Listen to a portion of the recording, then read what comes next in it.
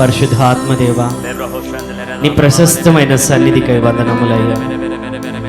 నీ స్వరము మాత్రమే వినిపింపజేయండి. ప్రతి చీకటి, నిద్రమత్తు, గలిబిలి, భయము, ఒత్తిడి యేసు నామమున కొట్టివేయబడునుగాక, తొలగిపోవునుగాక. అయ్యా, నీ వెలుగు, ప్రశస్తమైన నీ వెలుగు, చీకటిని పారద్రోలే నీ వెలుగు, సత్యమనే నీ వెలుగు మా అందరి హృదయములో తండ్రి ప్రకాశింపబడునుగాక. యేసు నామమున వెలుగు ప్రకాశింపబడునుగాక. అయ్యా, నీవే మాట్లాడమని, దర్శించమని మాట్లాడుచున్న నీ మాటలు మా హృదయములలో లోతుగా నాటపడినట్లు చేయమని ప్రార్థన చేస్తున్నాము. ఆ మాటలు నీ యొక్క కృపలో నా తండ్రి నీ కార్యము జరిగింపబడినట్లు తండ్రి సహాయము చేయమని ప్రార్థన చేస్తున్నాం. ప్రతి విధమైన చీకటి యేసునామమున పారద్రోలబడునుగాక, రోగము యేసునామమున కొట్టివేయబడునుగాక, ఆర్థికపరమైనటువంటి ఇరుకులన్నీ, ఇబ్బందులన్నీ యేసునామమున తొలగిపోవునుగాక, కొట్టివేయబడునుగాక. అయ్యా, నీ సమృద్ధి, నీ ఆశీర్వాదము, నీ గొప్ప కార్యములు నీ ప్రజల జీవితంలో జరిగించు. సంపూర్ణమైన స్వస్థత, ఆరోగ్యములను నీవు దయచేయము. యేసునామమున ప్రార్థిస్తున్నాము తండ్రి, ఆమేన్. ప్రైజ్ ది లార్డ్, హల్లెలూయా. 2 కొరింథీ 10వ అధ్యాయం 3 నుంచి 6 వరకు నేను చదువుతాను, గమనించాలి. మేము శరీరదారులమై నడుచుకొనుచున్నను, శరీర ప్రకారము యుద్ధము చేయము. మా యుద్ధోపకరణములు శరీర సంబంధమైనవి కావు గాని దేవుని ఎదుట దుర్గములను పడద్రోయజాలినంత బలము కలవై ఉన్నవి. మేము విపత్కరములను, దేవుని గూర్చిన జ్ఞానమును అడ్డగించు ప్రతి ఆటంకమును పడద్రోసి ప్రతి ఆలోచనను క్రీస్తుకు లోబడినట్లు చెరపట్టి మీరు సంపూర్ణ విధేయత కనపరిచినప్పుడు సమస్తమైన అవిధేయతకు ప్రతిదండన చేయ సిద్ధపడి ఉన్నాము. హల్లెలూయా.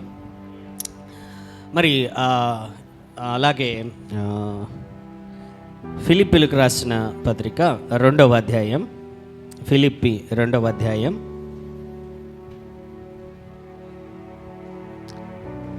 6 నుంచి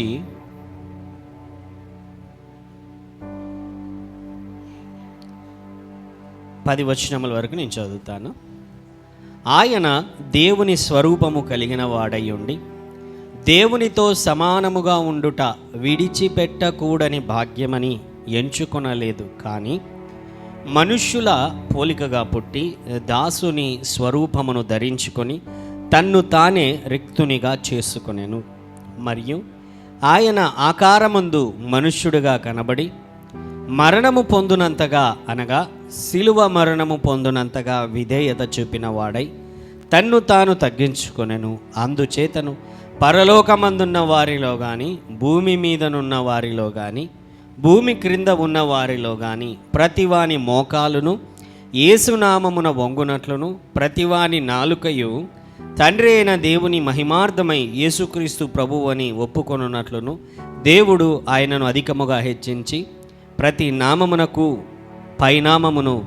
పైనామమును ఆయనకు అనుగ్రహించెను. హల్లెలూయా.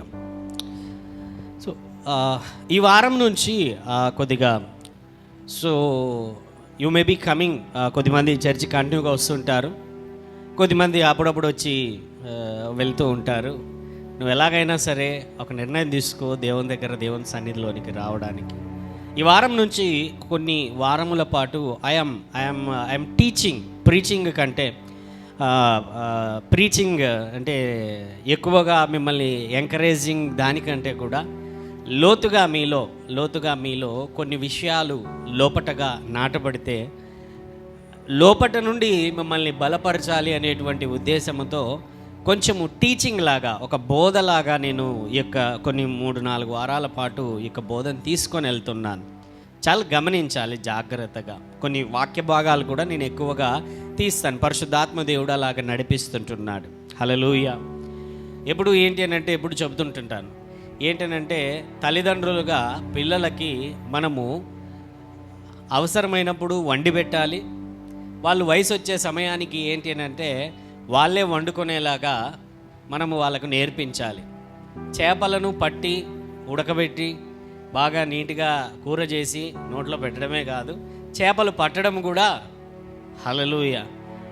ఈ కొన్ని వారముల పాటు ఏదైతే నేను మీకు తెలియజేయబోతున్నానో, మీతో పంచుకోబోతుంటున్నానో, మీకు పట్టడం ఏంటి, చేపలు పట్టడం అనేటువంటిది, అంటే ఆత్మీయ జీవితంలో ఏ విధముగా మనము ఎదగాలో, లోతుగా నాటపడాలో, బలపడాలో అనేటువంటిది తెలియజేయబోతున్నాను. అది ఏ విషయమును గురించి అని అంటే ఆత్మీయ లోకమును గురించి. దేని గురించి గట్టిగా చెప్పాలా? స్పిరిచువల్ రెలం. హల్లెలూయా. స్పిరిచువల్ రెలం, ఇంగ్లీష్లో స్పిరిచువల్ రెలం అనేటువంటి మాట ఎక్కువ వాడుతూ ఉంటాను. గమనించండి, కంటికి కనబడేటువంటి లోకం అంటే దాంట్లో తాకుతాము, తింటాము, మాట్లాడతాము, కంటికి కనబడుతుంది, చేతితో తాకబడుతుంది. ఇదంతా ఏంటి? ఇదంతా కంటికి కనబడేటువంటి లోకం. హల్లెలూయా. అయితే కంటికి కనబడనటువంటి లోకము ఉంది ఉంది ఉంది, అది బైబిల్ చెబుతుంది. హల్లెలూయా. పరలోకం ఉంది. పరలోకంలో దేవుడు, ఆ తర్వాత ఆ పరలోకములో అలాగే దేవదూతలు, వాళ్ళకి ర్యాంక్స్ అన్నీ కూడా ఈరోజు నేను పంచుకోబోతుంటున్నాను. అయితే పరలోకం గురించి కూడా కాదు, పరలోకం గురించి పంచుకుంటా. అయితే ఈ మధ్యలో ఒక లోకం ఉందన్నమాట. ఈ భూలోకమునకు, కంటికి కనబడే లోకానికి, ఆ పైన ఉన్న తండ్రి యొక్క లోకానికి, పరలోకానికి మధ్యలో ఒక లోకం అనేటువంటిది అది ఉంటున్నది. హల్లెలూయా. ఆ లోకమును గురించి మనము సరిగా తెలుసుకొనకపోయినట్లయితే, ఎందుకంటే ఆ లోకముతోనే చాలాసార్లు మన ఆత్మీయ జీవితం అనేది కొనసాగుతూ వెళ్తూ ఉంది. ఆత్మీయ లోకముతోనే అనేక మార్లు యుద్ధము చేయాల్సి వస్తుంది. మన దైనందిన జీవితంలో ఆ ఆత్మీయ లోకం అనేటువంటిది ఉంటున్నది, దానిలో మనం యుద్ధం చేయాలి. అది ఎలాగ చేయాలి, ఏమేమి అక్కడ జరుగుతుంటున్నాయి, అక్కడ ఏ విధంగా మనము దానిని నేర్చుకుంటేనే, దాని గురించి తెలుసుకుంటేనే మనం ముందుకు సాగగలం. Hallelujah. When we are born in the kingdom of God, మనం ఎప్పుడైతే యేసును అంగీకరించామో, యేసు దగ్గరికి వచ్చామో, యేసును మన స్వంత రక్షకునిగా, మన దేవునిగా, ఆయన రాజ్యములోనికి మనం అడుగు పెడుతున్నాము. దేవునిని మనం అంగీకరించాం. యేసు మరణించాడని, ఈ భూమి మీదకి ఆయన నర రూపిగా వచ్చాడని, ఆ తర్వాత ఆయన 33.5 సంవత్సరములు ఈ భూమి మీద బ్రతికాడని, ఆ తర్వాత సిలువ వేయబడి, తర్వాత 3వ దినమున తిరిగి మళ్ళీ సశరీరుడిగా ఆయన జీవముతో తిరిగి శరీరముతో ఆయన పైకి లేచాడని మనం ఇవన్నీ కూడా నమ్మి ఎప్పుడైతే బాప్తిస్మము తీసుకుంటామో, నీటిలో ముంచబడి బాప్తిస్మము తండ్రి కుమార పరిశుద్ధాత్మ నామములో బాప్తిస్మము తీసుకుంటామో, మనమందరము కూడా యేసయ్య రాజ్యంలోనికి ప్రవేశిస్తుంటున్నాం. హల్లెలూయా. యేసు రాజ్యంలోనికి అంటే పరలోకమందు ఉన్నటువంటి జీవ గ్రంథములో మన పేరు వ్రాయబడుతుంటున్నది, మన పేరు రాయబడుతుంటున్నది. మనమందరం కూడా ఎవరైతే నమ్మి, హృదయంలో నమ్మి, నోటితో యేసు ప్రభు అని ఒప్పుకున్నామో, వారందరూ కూడా రక్షణ అనేటువంటి దేవుడిచ్చేటువంటి గొప్ప వరమును, బహుమానమును, ఆశీర్వాదమును పొందుకున్నటువంటి తర్వాత పిల్లల్ని తీసుకొని వెళ్ళాలి. అందరికంటే మొదటగా నువ్వు వచ్చి నిలబడతావు, నువ్వు బాగా వింటావు నాకు. ఓకే. సో ఏమవుతుందంటే దేవుని యొక్క రక్షణ మనము పొందుకోవడం జరుగుతుంది, ఆయనలోనికి అడుగు పెట్టడం జరుగుతుంది. ఎప్పుడైతే మనము ఆయన రాజ్యములోనికి అడుగు పెట్టామంటే పరలోక రాజ్యములో ఒక సీట్ అనేది మన కొరకు రిజర్వేషన్ చేయబడి ఉంటుంది, మన అందరి కొరకు ఏర్పాటు చేయబడి ఉంటుంది. హల్లెలూయా.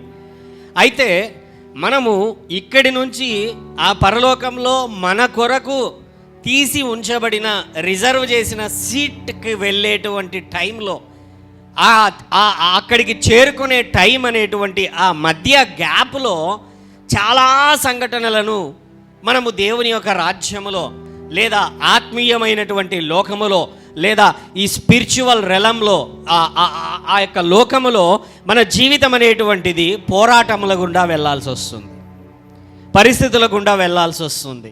హల్లెలూయా. It is real. ఏంటనంటే దేవుడు నువ్వు ఎప్పుడైతే ఆయన రాజ్యంలోనికి నువ్వు అడుగు పెట్టావో పరలోకంలోనికి అడుగు పెట్టడానికి నీకు అర్హత సాధించావు. హల్లెలూయా. రెండవదిగా ఏంటనంటే దేవుని యొక్క రాజ్యములో నిత్యత్వము ఆయనతో పాటి ఉండడానికి నువ్వు హక్కును సాధించావు. పరలోక రాజ్యములో ఏమైతే నువ్వు కలిగి ఉంటావో అవి. అంత మాత్రమే కాదు, నీకు ఈ భూమి మీద బ్రతుకుతున్నంత కాలం, జాగ్రత్తగా వినాలండి, జాగ్రత్తగా వినాలి అందరూ కూడా. సో పిల్లలు ఉంటే కొద్దిగా జాగ్రత్తగా సంతయించుకోండి.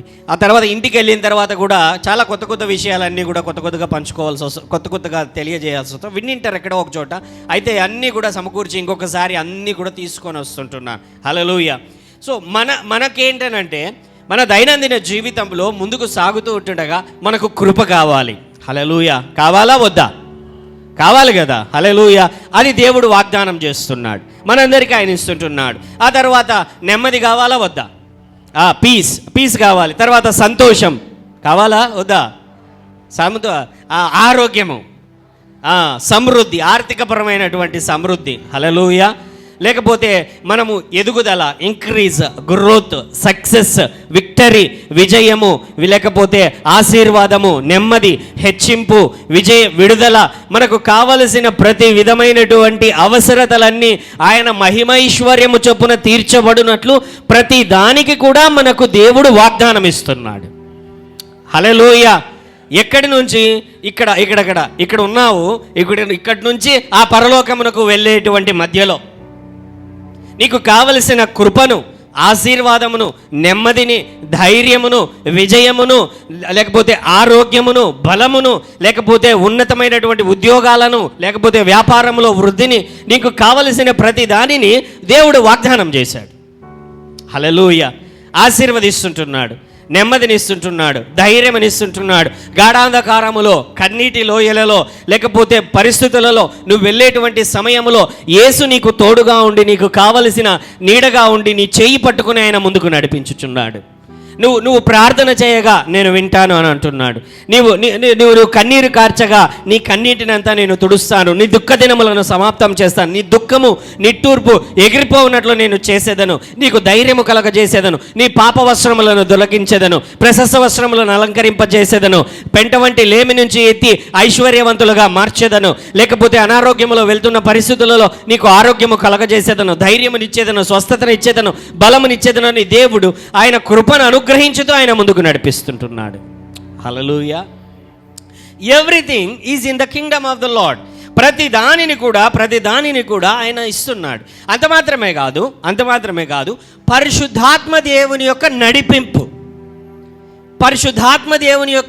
నడిపింపు, అంటే మనము ఏమి చెయ్యాలో, ఏమి చెయ్యకూడదో, ఎప్పుడు చెయ్యాలో, ఎలా చెయ్యాలో పరిశుద్ధాత్మ దేవుడు మనకు తెలియజేస్తున్నాడు. నీకు పరలోక రాజ్యములో సీట్ కన్ఫర్మ్ చేశాడు.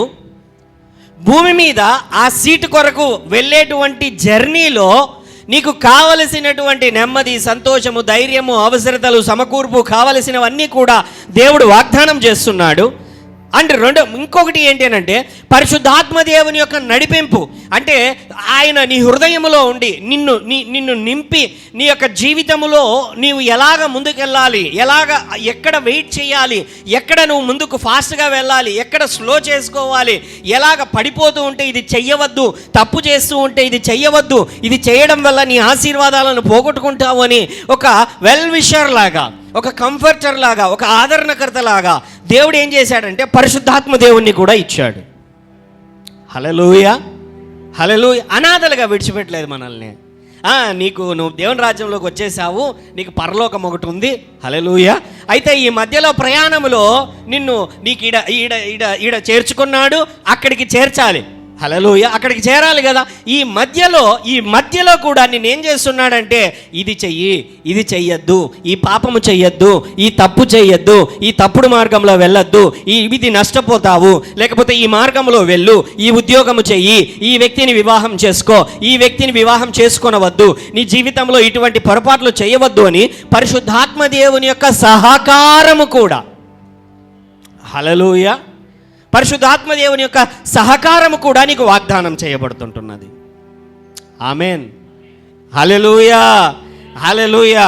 అండ్ మోర్ దాన్ దట్ ఏంటి అని అంటే, నిన్ను ఎందుకు దేవుడు తయారు చేశాడో, ఎందుకు ఈ భూమి మీద నిన్ను ఉంచాడో ఆయన యొక్క చిత్తము కూడా నీకు తెలియజేయబడుతుంది. అర్థం చేసుకోనండి ఈ మాట ఎంత విలువైనదో. ఎందుకంటే లోకంలో ఇప్పుడు ఎన్ని కోట్ల మంది ఉన్నారండి? 800 కోట్ల మంది క్రాస్ అయ్యాం. ఇంతమందిలో క్రైస్తవుల జనాభా ఐ థింక్ 200 కోట్ల మంది పైన ఉంది.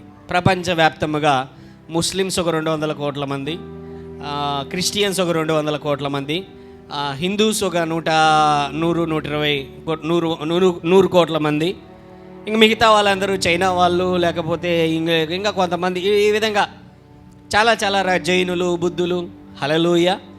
బట్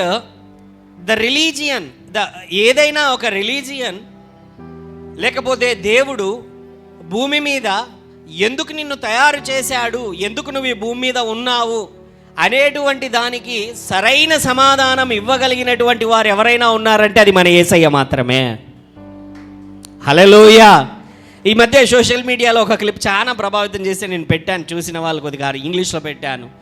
ఏంటి అని అంటే, చాలామంది బోధకులు ఉన్నారు, గురువులు ఉన్నారు, దేవుళ్ళు ఉన్నారు. వాళ్ళందరూ కూడా ఎలాగ బ్రతకాలో ఎలాగ బ్రతకకూడదో బోధించుకుంటూ వచ్చారు.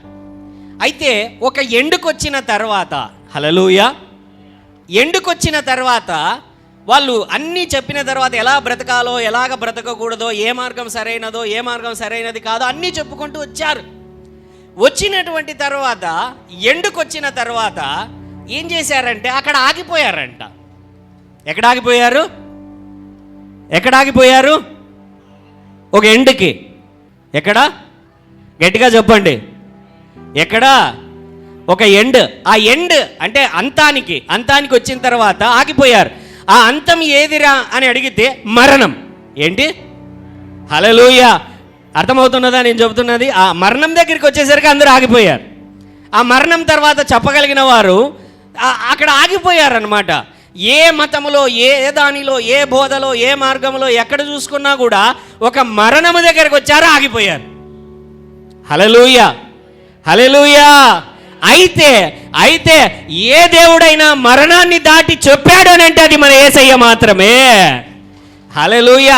యేసు మాత్రమే ఆ మరణం అనేటువంటి దానిని దాటి లేచి నిలబడి, హల్లెలూయా, మరణాన్ని కూడా నేను జయించి ఉన్నాను, నువ్వు కూడా మరణాన్ని జయించగలవని చెప్పినటువంటి వాడు ఎవరైనా ఉన్నాడు అని అంటే, హల్లెలూయా. అన్ని మార్గాలు ఆ మరణం దగ్గరకు వచ్చి ఆ మరణంతో ముగిశాయి. హల్లెలూయా. అయితే యేసు మార్గము మాత్రమే ఆ మరణాన్ని జయించి నిత్య జీవపు మార్గాన్ని బోధించింది. Amen, hallelujah. That is what our Jesus is. ఆ యేసు మన కొరకు, మన దేవుడు, మనము.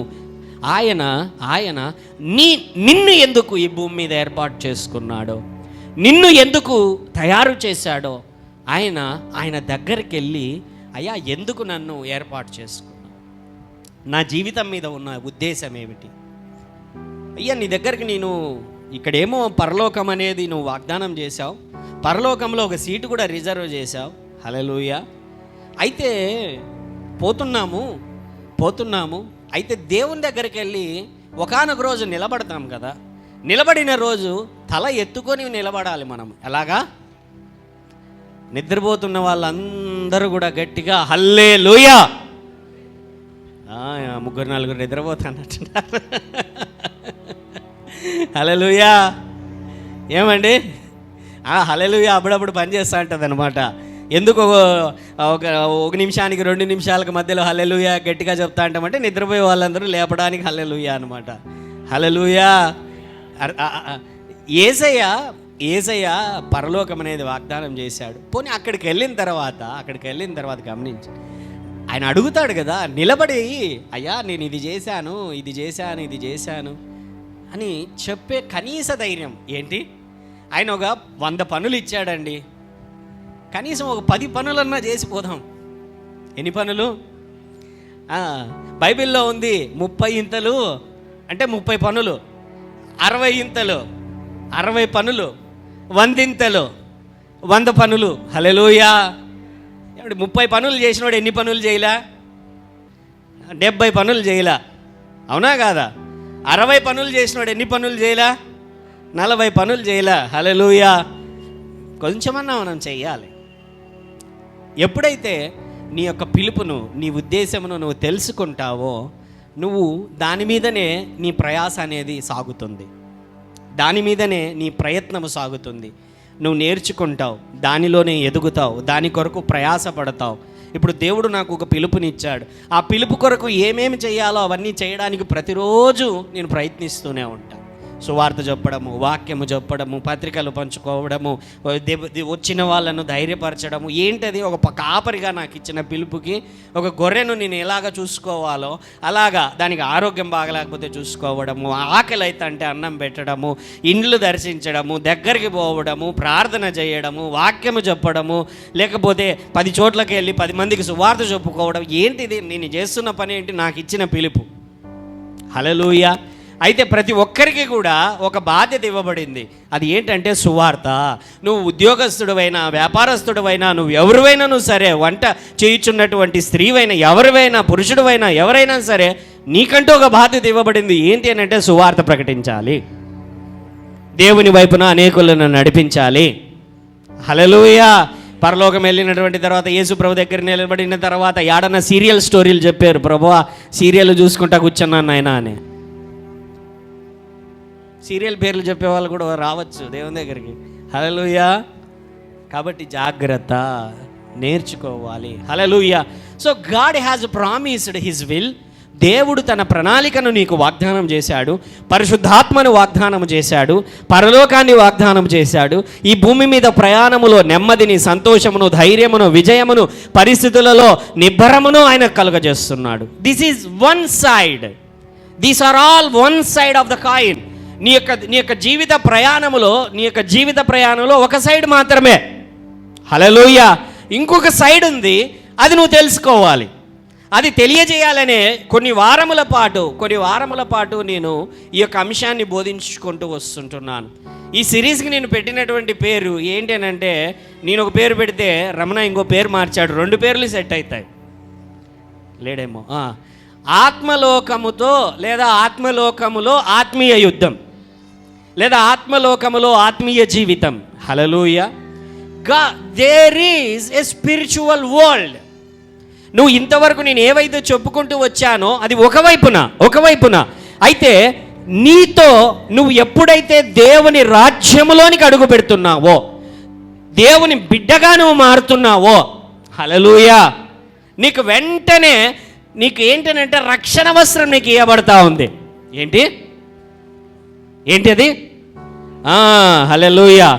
దానితో పాటు హల్లెలూయా రక్షణ వస్త్రము మాత్రమే కాదు నువ్వు ధరించుకుంటున్నది, ఈ రక్షణలో స్వస్థత ఉన్నది, ఆరోగ్యం ఉన్నది, బలం ఉన్నది, సమృద్ధి ఉన్నది, నెమ్మది ఉన్నది, సంతోషం ఉన్నది, విజయం ఉన్నది. వాటన్నింటినీ నీకు దయచేస్తాను, నిన్ను రక్షించుకుంటూ పరలోక రాజ్యంలోనికి నిన్ను నడిపిస్తాను అని ఒక వైపుని చెబుతున్నాడు. హల్లెలూయా! అంత మాత్రమే కాదు, నీకు ఇంకొక వస్త్రము కూడా ధరింపజేయబడుతున్నది. అది ఆ వస్త్రం ఏంటి అని అంటే యుద్ధ వస్త్రములు. ఏంటి? హల్లెలూయా! ఏ వస్త్రములు? గట్టిగా చెప్పాలి. యుద్ధ వస్త్రములు. హల్లెలూయా! వచ్చే వారములలో ఆ యుద్ధోపకరణములు, యుద్ధ వస్త్రముల గురించి నేను ప్రత్యేకంగా ఒక రోజు శర్మనే తీసుకుంటా. అయితే నువ్వు ఎప్పుడైతే దేవుని రాజ్యంలోనికి అడుగు పెట్టగానే నువ్వు హల్లెలూయా, ఇది దేవుని రాజ్యం అనుకోండి, నేను ఇలాగ అడుగు పెడుతున్నాను అనుకోండి. హల్లెలూయా! ఒకవైపున ఆశీర్వాదం, ఒకవైపున నెమ్మది, ధైర్యము, విజయము, సమృద్ధి, పరిశుద్ధాత్మ దేవుని యొక్క నడిపింపు అన్నింటిలోకి అడుగు పెడుతున్నా. పెట్టానా? హల్లెలూయా. ఇది ఒకవైపు. ఆమేన్. ఇంకొక వైపు ఉంది. ఇంకొక వైపు అర్థం అవడానికి నేను ఎక్స్ప్లెయిన్ చేస్తున్నా. ఇంకొక వైపున ఉంది. హల్లెలూయా. ఇంకొక అడుగు ఎలా పెడుతున్నామని అంటే, ఇంకొక వైపున నువ్వు ఎప్పుడైతే అడుగు పెడుతున్నావో అప్పుడే సాతానుతో నీకు యుద్ధం కూడా ప్రారంభమైనట్లే. హల్లెలూయా. అర్థమవుతున్నదా నేను చెబుతున్నది?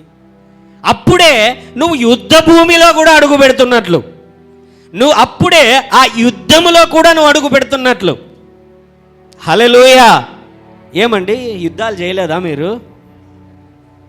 ప్రతిరోజు ప్రార్థనలో చేస్తున్నది యుద్ధమే. మీరు ప్రభు ఆ సమస్య ఉంది, ఈ సమస్య ఉంది, ఆ కష్టం ఉంది, ఈ ఇబ్బంది ఉంది, ఈ పరిస్థితులతో పోరాడుతున్నా ప్రభా ఈ సమస్యను తొలగించు, నా కొడుకును బాగు చేయి, మా భార్యను బాగు చేయి, ప్రార్థనలో ఎదగాలి ప్రభా, శోధనలలో పడిపోతున్నాను ప్రభా, సాతాను శోధిస్తున్నాడు ప్రభా, సాతాను అగ్నిబాణములు వేయుచున్నాడు ప్రభా, సాతాను ప్రభా వాడు వచ్చి ప్రభా నాకు లేనిపోని శోధనలు, వేదనలు, బాధలు, కన్నీళ్ళు. ఏంటిది? యుద్ధ భూమిలో అడుగు పెడుతున్నావు నువ్వు. హల్లెలూయా. నీకు తెలియకుండానే నువ్వు అనుకుంటున్నావు ఏంటి అని అంటే, నేను ఎప్పుడైతే అడుగు పెట్టగానే నాకు పరలోకము, పరలోకము, పరిశుద్ధాత్మదేవుడు, అవును పరిశుద్ధాత్మదేవుడు, అవును నాకు నెమ్మది, అవును నీకు నెమ్మది, అవును నీకు విజయము, అవును విజయము, నాకు సమృద్ధి కావాలి, అవును నీకు సమృద్ధి, అవును నీకు విజయం కావాలి, విజయము. హల్లెలూయా. దానితో పాటు నువ్వు యుద్ధ భూమిలో అడుగు పెడుతున్నావు. హల్లెలూయా. సత్యాన్ని గ్రహించాలి. యుద్ధ భూమిలో నువ్వు అడుగు పెడుతున్నావు. నువ్వు కాదనలేని సత్యం ఇది. నువ్వు వద్దన్నా కూడా యుద్ధంలోనే ఉన్నావు. హల్లెలూయా. నువ్వు నిద్రపోతున్నా నువ్వు యుద్ధంలోనే ఉన్నావు. నువ్వు పడుకోనున్నా నువ్వు యుద్ధంలోనే ఉన్నావు. దేవుని బిడ్డవైతే నువ్వు సోమరివైనా కూడా నువ్వు యుద్ధంలోనే ఉన్నావు. లేదు ఆత్మీయముగా బలముగా ఉన్నా సరే నువ్వు యుద్ధంలోనే ఉన్నావు. హల్లెలూయా. నీకు తెలియకుండానే నీ చుట్టూ నీకు తెలియకుండానే నువ్వు యుద్ధ భూమిలో నువ్వు అడుగు పెట్టావు. హల్లెలూయా. హల్లెలూయా. ఎప్పుడు ప్రారంభమైంది యుద్ధం? ఎప్పుడు ప్రారంభమైంది యుద్ధము? నువ్వు అడుగు పెడతానే ప్రారంభమైందా?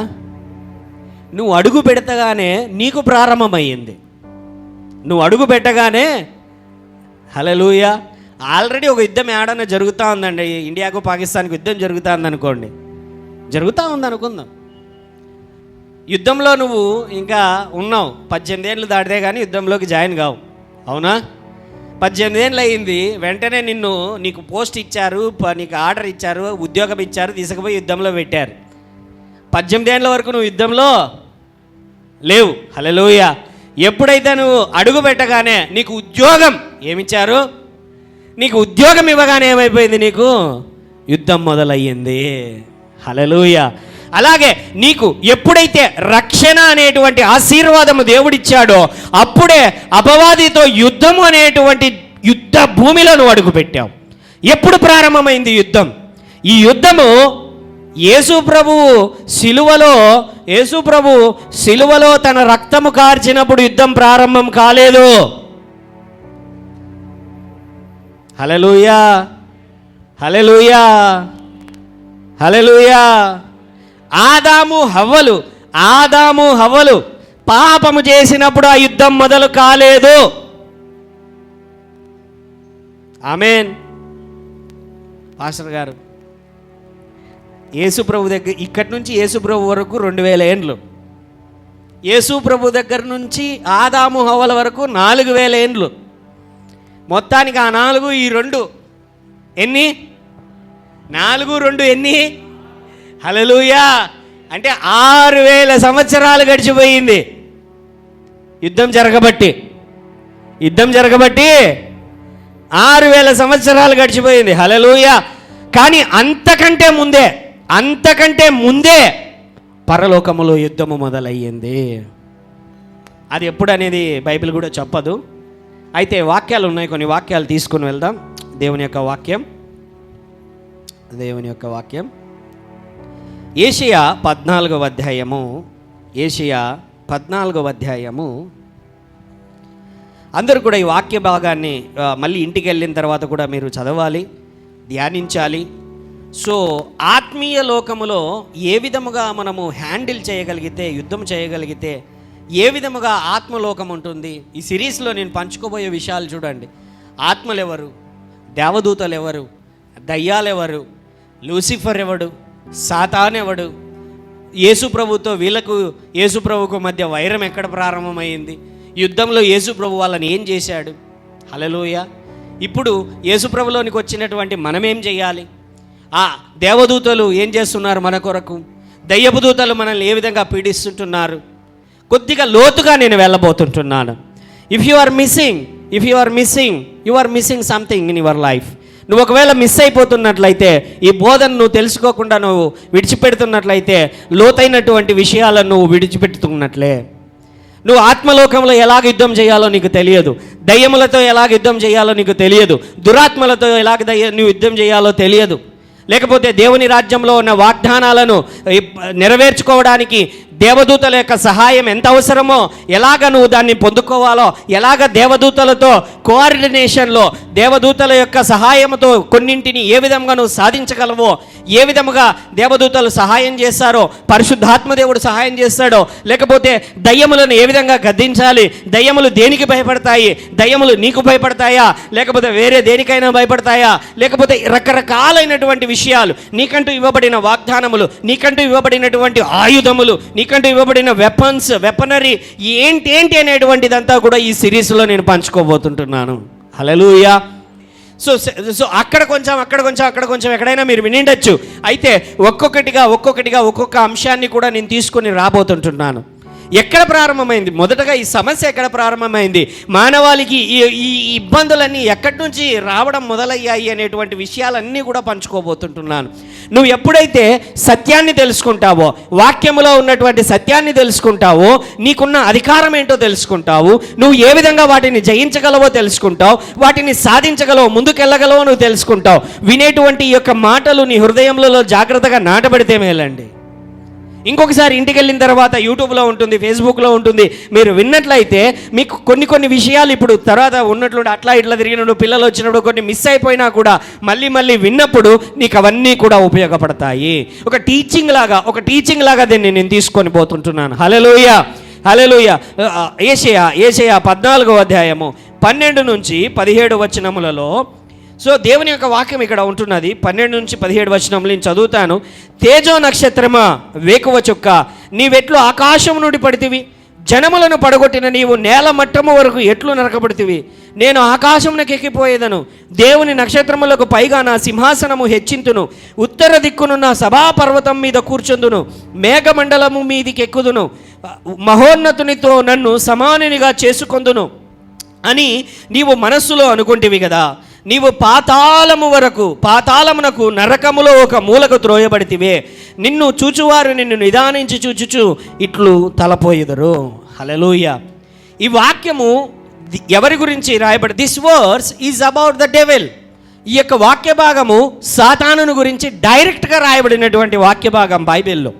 సాతానుడు లేకపోతే అపవాది లేకపోతే విరోధి, వీని గురించి రాయబడినటువంటిది. వాడు పరలోకములో ఏంటి అని అంటే, వాడు ఒక కెరూబులాగా, ఒక మహా కెరూబులాగా వాడు ఉన్నాడు. ఈ కెరూబులు ఎవరు, సెరాపులు ఎవరు, ప్రధాన దూతలు ఎవరు అంతా కూడా నేను ఈ రోజున పంచుకోబోతుంటున్నాను. ఈ levels of demons, levels of angels మనం ఎప్పుడైతే తెలుసుకున్నామో, వారి గురించి మనం లోతుగా తెలుసుకున్నప్పుడు వారితో ఎలాగా మన పరిశుద్ధాత్మ దేవుని యొక్క సహాయంతో మనం ఏ విధంగా ఆత్మీయంగా ఎదగగలమో మనం తెలుసుకోగలము. హల్లెలూయా. వీడెవడనంటే ఒక కెరూబు. కెరూబు అనే మాట మీరు గుర్తుపెట్టుకోనండి. కెరూబు అనే మాట మాత్రం గుర్తుపెట్టుకోనండి. వీని లెవెల్ పరలోకంలో ఎంత ఉన్నతముగా ఉన్నదంటే బాగా గమనించండి. వీని యొక్క లెవెల్ మైకేల్ కంటే, మిఖాయేలు కంటే, గాబ్రియేలు కంటే హై లెవెల్లో ఉన్నటువంటి వాడు వీడు. హల్లెలూయా.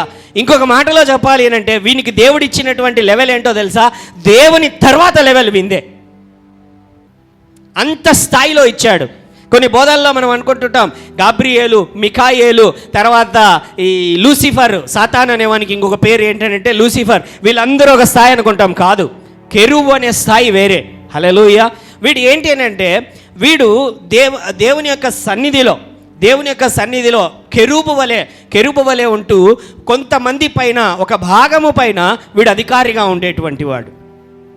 ఇంకా చెప్పాలి అని అంటే 1,000,000 మంది దేవదూతలు ఉన్నారనుకోనండి. 1,000,000 మంది అనుకుందాం ఎంతమంది ఉన్నారో మనకు తెలియదు. బైబిల్లో 100 కోట్లు ఉండొచ్చు, 1000 కోట్లు ఉండొచ్చు. ఇంత పెద్ద మహావిశ్వం, దేవుని యొక్క సృష్టి. హల్లెలూయా. ఎంతమంది? ఎందుకంటే నక్షత్రాలను చూడండి, 1000 కోట్లు ఉన్నాయి నక్షత్రాలు. మరి దేవదూతలు ఎంతమంది ఉన్నారో మనకెట్లా తెలుస్తుంది? ఊరికైనా మనకు అనుకోవడానికి ఒక లెక్క. 1,000,000 మంది దేవదూతలు ఉంటే ఆ 1,000,000 మంది పైన అధికారి 30 లక్షల మంది పైన అధికారిగా, 30 లక్షల మంది పైన అధికారిగా ఈ యొక్క సాతాను, లూసిఫరు, విరోధి అయినటువంటి వాడిని ఉంచాడు దేవుడు. అంతమంది పైన అధికారిగా ఆయన ఉంచాడు. హల్లెలూయా. అంతమంది పైన అధికారిగా వానిని ఉంచితే వీడు మదించిన వాడై, గర్వము నొందినటువంటి వాడై, నాకు దేవుని స్థానము కావాలి, నేను దేవుని తరువాత స్థానంలో ఉండను. హల్లెలూయా. నేను దేవునితో సమానునిగా చేసుకొందును, నేను దేవుని పర్వతమునకు ఎక్కిపోవదును, నాకేంటి తక్కువ. ఇంకా ఏంటంటే చాలా సినిమాలలో వీటిలో సాతానుకు కొమ్ములు, నల్లగా వస్త్రాలు, ఇవన్నీ వేసి చూపిస్తారు కదా. హల్లెలూయా. బైబిల్ చెబుతుంది వానంత సుందరంగా ఎవరు లేరు. వానికి అలంకరించిన అలంకరణలను దేవుడు ఎవరికి అలంకరించలా. ఆ వాక్య భాగంలోకి వెళ్దాం. హెజ్కేలు 28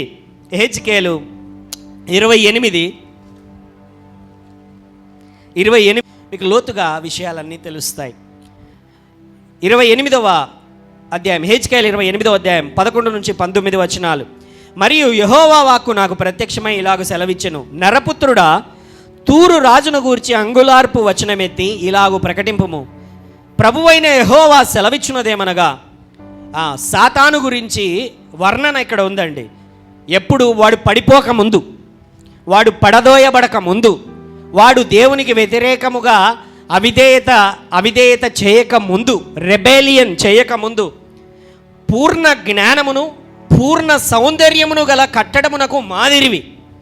ఎలాగ వాడు ఉన్నాడనంటే దేవుని వాక్యం చెబుతున్నది చూడండి. పూర్ణ జ్ఞానమును సంపూర్ణ సౌందర్యమునకు గల కట్టడమునకు మాదిరివి. దేవుని తోటయగు ఏదేనులో నీ ఉంటివి. మాణిక్యము, గోమేధికము, సూర్యకాంతమణి, రక్తవర్ణపు రాయి, సులిమాను రాయి, మరకతపు నీలము, పద్మరాగము, మాణిక్యము అనే అమూల్య రత్నములతోనూ బంగారముతోనూ నీవు అలంకరింపబడి ఉన్నావు. హల్లెలూయా. ఎలా ఉన్నాడంట వాడు? ఆ రాయి, ఈ రాయి, ఆ వజ్రము, ఆ మరకతపు మణి, ఈ అమూల్యమైనటువంటి వజ్రములతో, మరకతపు మణులతో, ముత్యములతో వాడు అలంకరింపబడ్డాడు.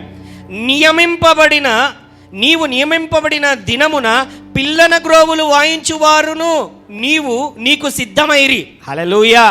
ఇంకా చెప్పాలి ఏంటంటే కొంతమంది బైబిల్ స్కాలర్స్ రాస్తారు, హల్లెలూయా, వీనికి సైడ్గా ఏంటి అని అంటే వాయిద్యము వాయించేటువంటి వారు కూడా నీకు సిద్ధమైరి, దేవునికి కాదు.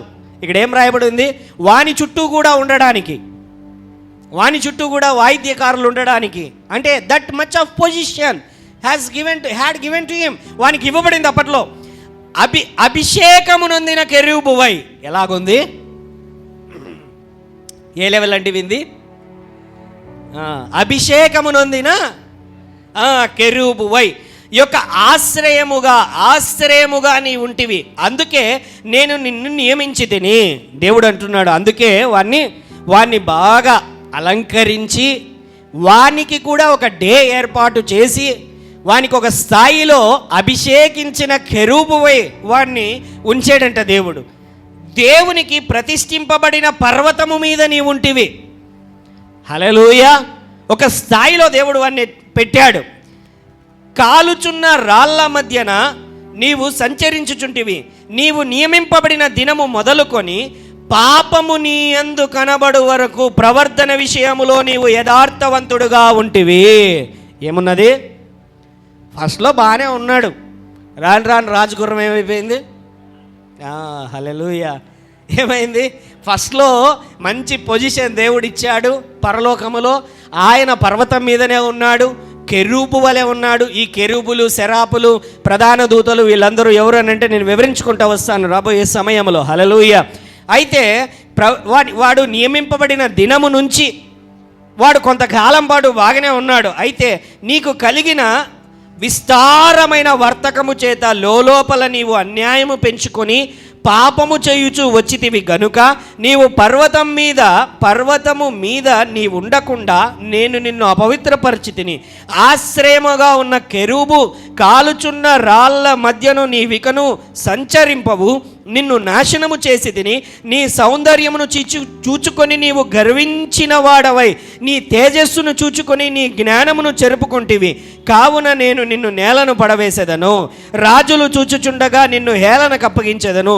నీవు అన్యాయముగా వర్తకము జరిగించి కలుగజేసుకొనిన విస్తార దోషముల చేత నీవు నీ పరిశుద్ధ స్థలమును చెరుపుకొంటివి గనుక నీలో నుండి నేను అగ్ని పుట్టించెదను, అది నిన్ను కాల్చివేయును. జనులందరూ చూచుచుండగా దేశముల మీద నిన్ను బూడిదగా చేసేదను. జనులలో నిన్ను ఎరిగిన వారందరూ నిన్ను గూర్చి ఆశ్చర్యపడుదురు. నీవు బొత్తిగా నాశనమై భీతికి కారణమగుదువు. హల్లెలూయా. ఏం చేశాడంటే వీనితో పాటి వర్తకం చేశాడు. వర్తకం అంటే అందరినీ కూడా కూడగట్టుకున్నాడు. నాకేంటి తక్కువ, మీకేంటి తక్కువ, మీకేంటి పొజిషన్లు ఇస్తానన్నాడో ఏమో తెలియదు.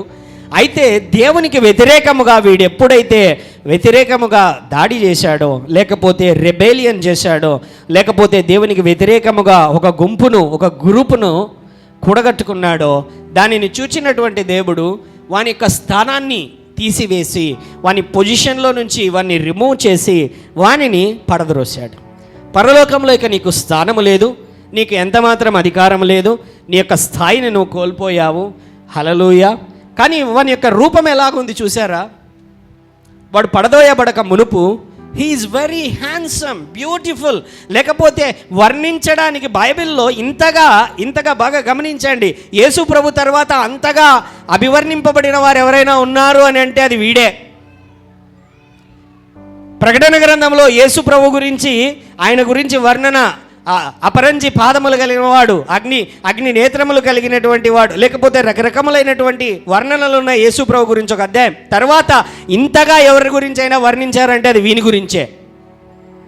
ఇంతటి స్థాయిని దేవుడు వానికి ఇచ్చిన తర్వాత వాడు వాని స్థాయిని చూచుకొని నేను కూడా దేవునిలాగా అవ్వాలి, నేను కూడా దేవుణ్ణి అవ్వాలి అని ఎప్పుడైతే వానిలో ఆ దుర్బుద్ధి పుట్టిందో, పరలోకములో కూడా పాపం జరిగింది. ఎక్కడ? భూమి మీద మాత్రమే కాదు, పరలోకములో కూడా పాపము జరిగింది. అందుకనే వాడు త్రోయబడ్డాడు. And another thing, angels have their free will. దూతలకు కూడా వారు స్వేచ్ఛగా బ్రతకడానికి దేవుడు అక్కడ వారికి హక్కు ఇచ్చాడు. అవునా కాదా? ఆ హక్కునిచ్చాడు కాబట్టి వాడు కూడా అక్కడ కూడా పాపం చేయబడింది. హల్లెలూయా. There are levels. నేను త్వరగా ముగిస్తానండి. There are levels in the kingdom, in the heaven. పరలోక రాజ్యంలో లెవెల్స్ ఉన్నాయి. చాలా చోట్ల ఈ వాక్య భాగాలు రాయబడ్డాయి. అందరూ తెరవాలి. లెవెల్స్ మీరు రాసుకుంటే మంచిది. First highest level, after God, దేవుని తర్వాత నెక్స్ట్ లెవెల్లో ఉంటున్నటువంటి వారు ఎవరు అని అంటే, మొదటిది సెరాపులు, రెండవది కెరూబులు, మూడవది సింహాసనాలు. ఈ మూడు కూడా ఒక హై లెవెల్లో ఉన్నాయి. సెరాపులు, కెరూబులు, సింహాసనాలు. మీరు ఇంటికి వెళ్ళి ఈ వాక్య భాగాలను చదవండి. యెషయా 6వ అధ్యాయం మొదటి 3 వచనాలు. యెషయా 6వ అధ్యాయం మొదటి 3 వచనాలు. అలాగే ప్రకటన గ్రంథం 4వ అధ్యాయం 6 నుంచి 8 వచనాలు. యెషయా 6వ అధ్యాయం మొదటి 3 వచనాలు. ప్రకటన గ్రంథం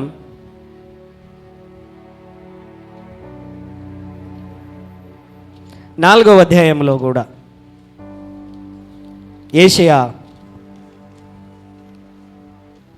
6వ అధ్యాయం మొదటి 3 వచనాలు. రాజైన ఉజ్జియా మృతి నొందిన సంవత్సరమున అత్యున్నతమైన సింహాసనమందు ప్రభువు ఆసీనుడై ఉండగా నేను చూచితిని. ఆయన చొక్కాయి అంచులు దేవాలయమును నిండుకొని ఉండెను. ఆయనకు పైగా సెరాపులు, ఎవరు? మహాదూతలు, సెరాపులు నిలిచి ఉండిరి. ఒక్కొక్కరికి 6 రెక్కలు ఉండెను. ఎన్ని రెక్కలు ఉన్నాయంట? 6 రెక్కలు ఉండెను.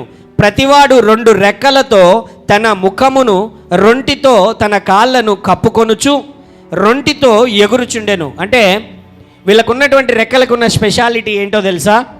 వీళ్ళకు 6 రెక్కలు ఉన్నాయి. 6 రెక్కలలో 2 రెక్కలు ముఖాన్ని, కన్నులను కప్పుకున్నారు పైన ఉన్న రెక్కలతో. మధ్యలో ఉన్న రెక్కలతో వాళ్ళు ఎగురుతున్నారు.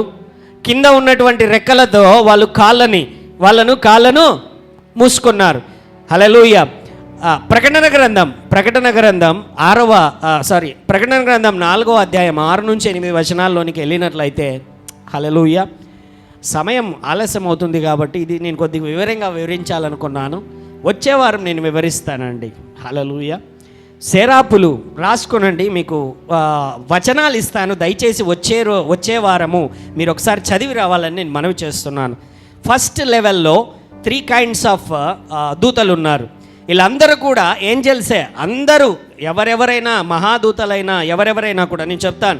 యెషయా 6వ అధ్యాయం 1వ వచనం నుంచి 3వ వచనం, ప్రకటన గ్రంథం 4వ అధ్యాయం 6 నుంచి 8 వచనాలు, అలాగే ఆదికాండం 3:24వ వచనం, ఆదికాండం 3:24, యెహెజ్కేలు 28వ అధ్యాయం 13 నుంచి 15 వచనాలు, దానియేలు 7వ వచనం నుండి 7వ అధ్యాయం 9వ వచనం, దానియేలు 7వ అధ్యాయం 9వ వచనం, ప్రకటన గ్రంథం 4వ అధ్యాయం 4వ వచనం, ఎఫెసీయులకు రాసిన పత్రిక 1వ అధ్యాయం 20 నుంచి 21 వచనాలు, ఎఫెసీ 1వ అధ్యాయం 20-21 వచనాలు, అలాగే ఎఫెసీ 3వ అధ్యాయం 8 నుంచి 11 వచనాలు. హల్లెలూయా. ఇక్కడ దేవదూతల యొక్క లెవెల్స్ గురించి, దేవదూతల గురించి అక్కడ రాయబడింది. అయితే లెవెల్స్ అనేవి వారి యొక్క వర్ణనను గురించి, ఆయనకు దగ్గరగా ఎవరైతే ఉంటారో, యేసుకు దగ్గరగా ఎవరైతే ఉంటారో, తండ్రి యొక్క సింహాసనమునకు దగ్గరగా ఎవరైతే ఉంటారో వారి యొక్క లెవెల్స్ గురించి రాయబడింది అనమాట. ఫస్ట్ లెవెల్లో సెరాపులు, కెరూబులు, సింహాసనములు. 2వ లెవెల్లో వచ్చి అధికారులు, శక్తి, ప్రభుత్వము కలిగినటువంటి దేవదూతలు. ఆధిపత్యము, అధికారము, శక్తి, ప్రభుత్వము.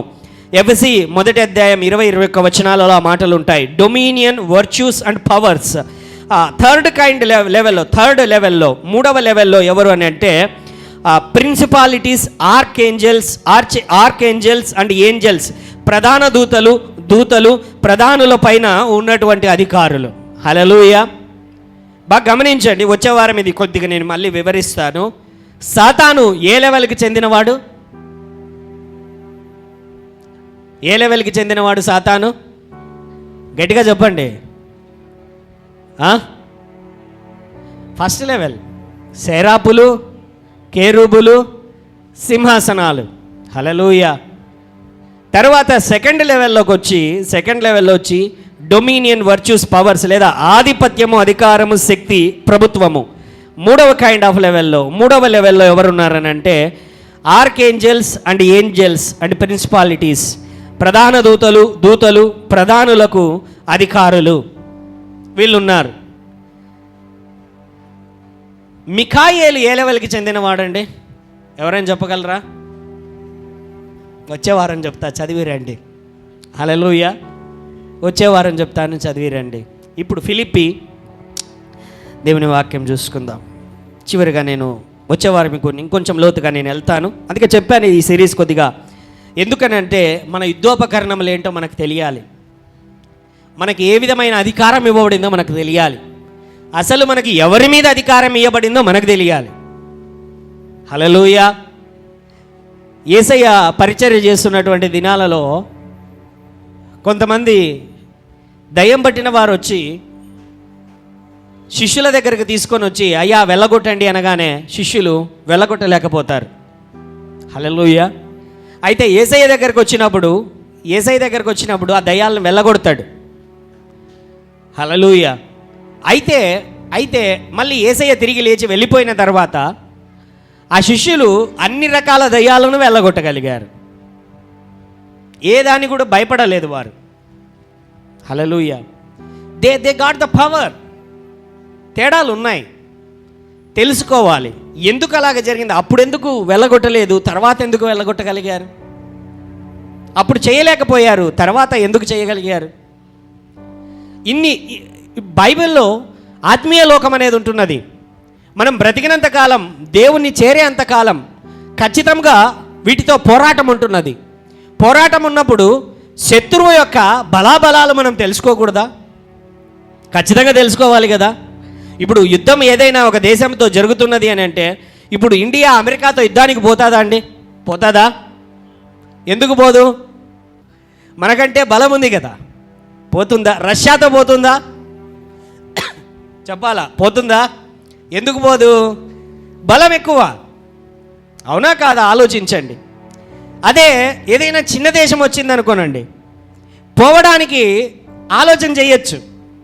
మంది శాంతి కాముక దేశం, శాంతి గురించి ఆలోచించే దేశం. హల్లెలూయా. అయితే వాళ్ళు దాడి చేస్తున్నారు అనుకోనండి, మనం దాడి చేయడానికి వాళ్ళ బలాబలాలు ఏంటో మనం చెక్ చేసుకుంటామా లేదా?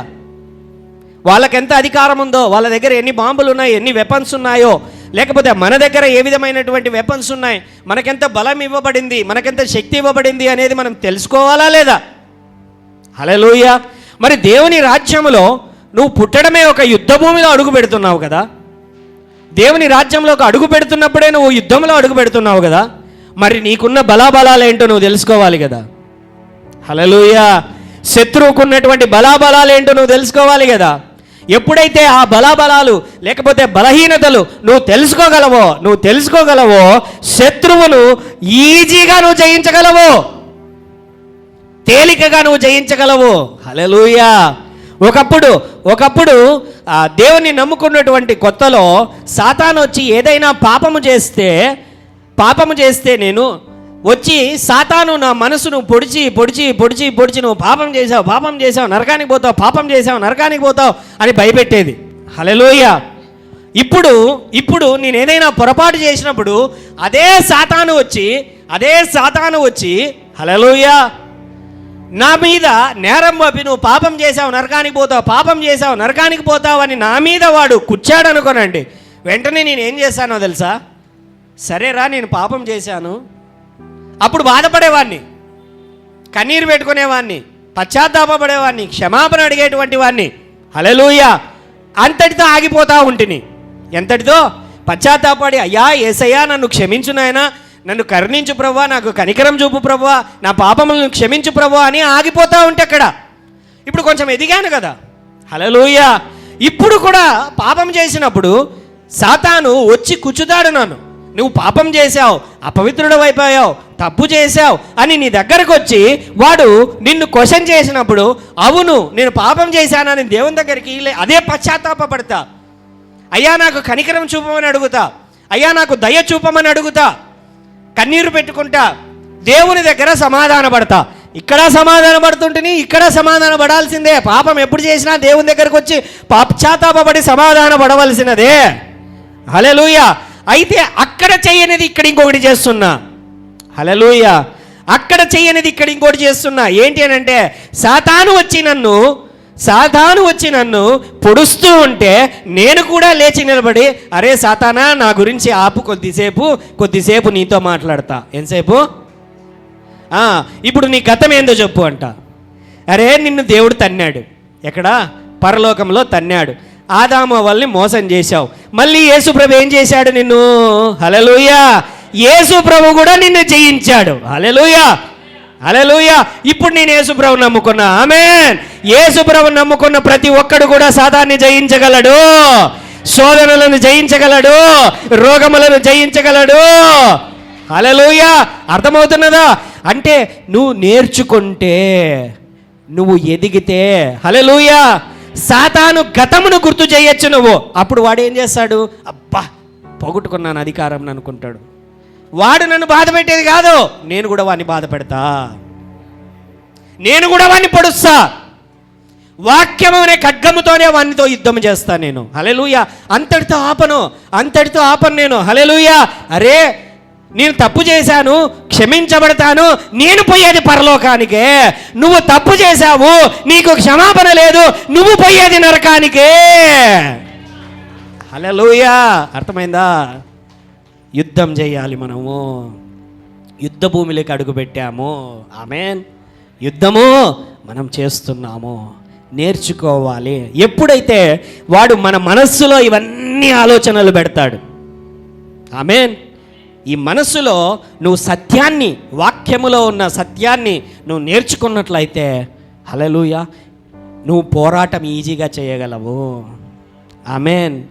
హల్లెలూయా. హల్లెలూయా. కాబట్టి నేర్చుకోవాలి. సత్యము నిన్ను స్వతంత్రునిగా చేస్తుంది. బైబిల్లో అదే ఫిలిప్పీలకు రాసిన పత్రిక, ఫిలిప్పీలకు రాసిన 2వ అధ్యాయములో మనం చదువుకున్నాం. ఆయన 6వ అధ్యాయంలో దేవుని స్వరూపము కలిగిన వాడై ఉండి దేవునితో సమానముగా ఉండుట విడిచిపెట్టకూడని భాగ్యమని ఎంచుకొనలేదు, కానీ మనుష్యుల పోలికగా పుట్టి దాసుని స్వరూపమును ధరించుకొని తన్ను తానే రిక్తునిగా చేసుకొనేను. మరియు ఆయన ఆకారమందు మనుష్యుడుగా కనబడి మరణం పొందునంతగా, అనగా శిలువ మరణం పొందునంతగా విధేయత చూపిన వాడై తన్ను తాను తగ్గించుకొనేను. అందుచేతను పరలోకమందున వారిలో కానీ, ఎక్కడా? హల్లెలూయా. ఈ దూతలందరూ ఎక్కడున్నారు? పరలోకములో ఉన్నారు. భూమి మీద ఉన్న వారిలో కానీ, హల్లెలూయా, భూమి మీద ఎవరున్నారు? సీఎంలు, పిఎంలు, వాళ్ళు వీళ్ళు, అధికారులు, నాయకులు. భూమి క్రింద ఉన్న వారిలో కానీ, భూమి కింద అంటే పాతాళం, ఏది? నరకం. పాతాళము కానీ నరకము కానీ భూమి కింద ఉన్నగా వారిలో కానీ, అంటే దయ్యములు లేకపోతే మరణింపబడినటువంటి వారందరూ వారిలో కానీ, ప్రతి వాని నాలుకయు తండ్రి అయిన దేవుని మహిమార్థమై యేసుక్రీస్తు ప్రభువుని ఒప్పుకొనున్నట్లును దేవుడు ఆయనను అధికముగా హెచ్చించి ప్రతి నామమునకు పైనామమును ఆయనకు అనుగ్రహించెను.